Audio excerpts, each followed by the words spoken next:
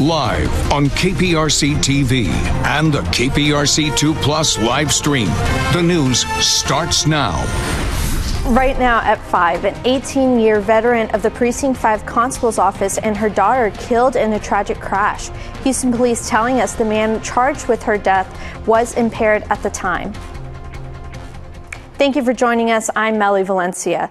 Deputy Constable Catherine Hudson was working another job to provide a police presence on the Katy Freeway near 610. Her young daughter Casey was with her at the time because she had no one to look after her. The investigation that led to the crash that killed them is still ongoing. HPD has identified the man that they say is responsible for the crash, Omar Jose Alvarado. KPRC 2's TJ Parker has more on his arrest and the charges against him.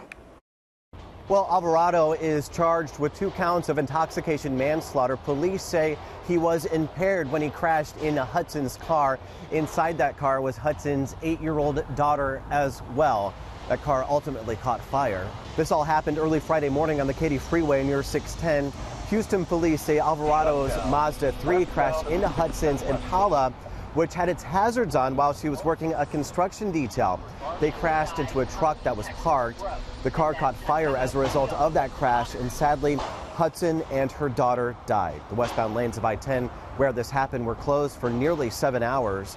Sky 2 was above as deputies lined up as Hudson and her daughter's bodies were taken to the medical examiner's office. It was just being sad that there was a fatality. Of course, we didn't know the age and that a child was involved, and that's a shame. Well, I do ask the Houstonians to please pray for these families, especially with the holidays coming up. This is a very tragic scene that we have, and our hearts and prayers go out to the individuals that were lost and their family members that are going to have to deal with this tragic scene. Now, we've learned that Hudson was with Precinct 5 for the past 18 years. She recently celebrated her 46th birthday last Monday. As for Alvarado, again, he is now charged with 2 counts of intoxication manslaughter. Reporting in the Med Center, I'm TJ Parker, KPRC 2 News. An Operation Homefront spread some holiday cheer to our community today. The annual Holiday Meals for Military event was held at the Home Run Dugout in Katy. The event distributed meal kits to 150 pre-registered military families. The organization reports at least 1 in 4 active duty enlisted families experienced food insecurity last year. Employees at their corporate headquarters in San Antonio packed meal kits this week to prepare for distribution across the state. It's important for us to be here today because we want to let the service members know that we are very appreciative of the service that they do all year long, and we want to take that stress off of them.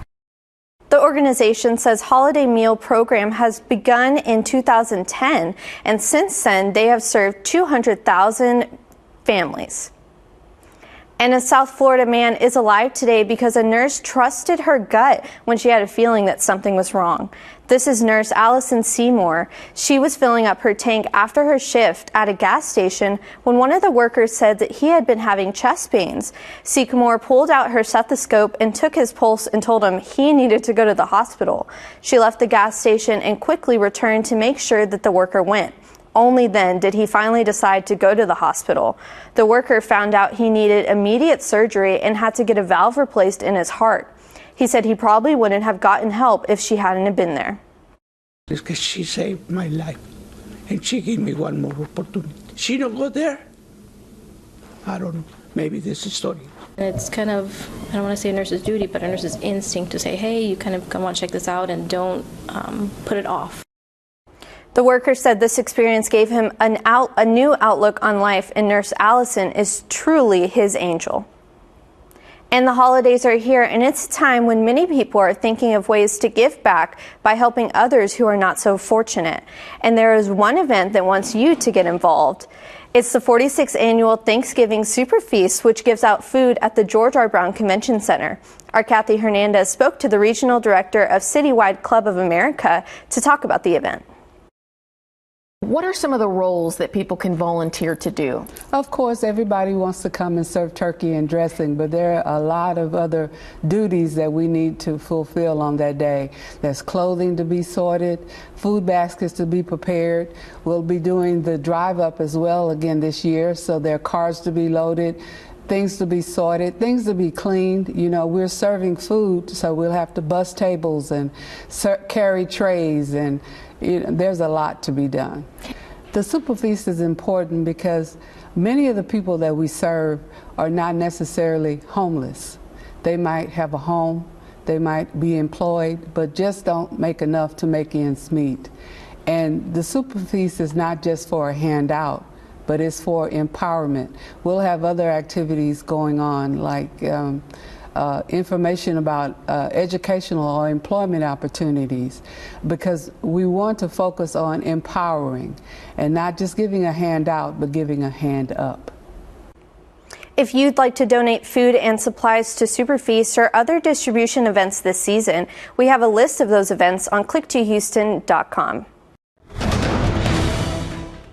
All right, our meteorologist Ava Herrera is here. It's been a little cold recently. It has been a little bit cold. It's honestly colder in the studio than it is outside. Maybe the real winter weather we experience here in Texas happens inside the KPRC studio. It's a live look at the zoo lights from the Houston Zoo. This camera is actually in our giraffe exhibit. So if you're looking for any plans tonight or tomorrow, this is the place to be this weekend. So definitely get out there and check out all the awesome decorations and lights they have going on. Temperatures right now, we're at 66 degrees. We still have those nice clear skies we saw all day today, and our high was 76. So definitely warming up a little bit. Now, as we get into the holiday season, conditions are going to change. So here's what we can expect over the next few days. So starting tomorrow and into early next week, that high pressure air is going to move out east. Now, what this is going to do is leave behind it room for warm, moist air from the Gulf to travel into Houston. So this is going to cause our temperatures to heat up and our humidity to rise. So early next week, we'll have warmer temperatures and a stickier feel. But as we get closer to Turkey Day, a cold front's going to slide into southeast Texas, bring with it cooler air, drier humidity, and rain chances. Now tomorrow morning, that weekend heat up is in full swing. So our highs tomorrow ranging from the low to mid 80s. So 80 up in Huntsville, 83 in Columbus, 82 in Houston, and 77 down on the island. But take a look at how this heat looks in our afternoon. So we'll be above average Sunday and Monday in the 80s. Tuesday, a cold front moves through, but it doesn't cool us off for long. We are back in the 80s by Wednesday, and Thanksgiving, another cold front moves through, drops us down to the 70s. Now, widespread, we've got a lot of winter weather going on, particularly in the northwest and the northeast. So they're seeing heavy rain, heavy snow, and wintry mixes. Now, Thanksgiving season is one of the busiest travel times for the year, so you can bet that some flights are getting impacted right now. We can see most of the impacts localized to the Four Corners. So if you're traveling over the next few days, make sure that you're staying updated on any cancellation and delays.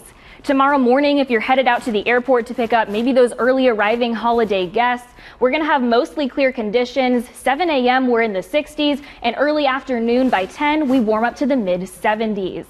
Now, speaking of the holidays, what's Thanksgiving going to look like? We're expecting a bit of a turkey toss-up, so depending on when that front moves through and how strong it is, it's going to impact our temperatures and our rain. So right now, it's looking like it'll be in the upper 60s with 30% chance for a passing shower. Our extended 10-day forecast here in Houston, weekend warm-up is in full swing starting tomorrow. We'll be in the mid-80s by Monday, but come Turkey Day, a cold front moves through, brings with it highs in the 60s and 50s and rain chances. Melly? Thank you, Ava. And that's it for KPRC 2 News at 6. Tonight, KPRC 2 News at 10 will be streaming only on the KPRC 2 Plus live stream. You can watch by downloading the free KPRC 2 Plus app. We'll see you then.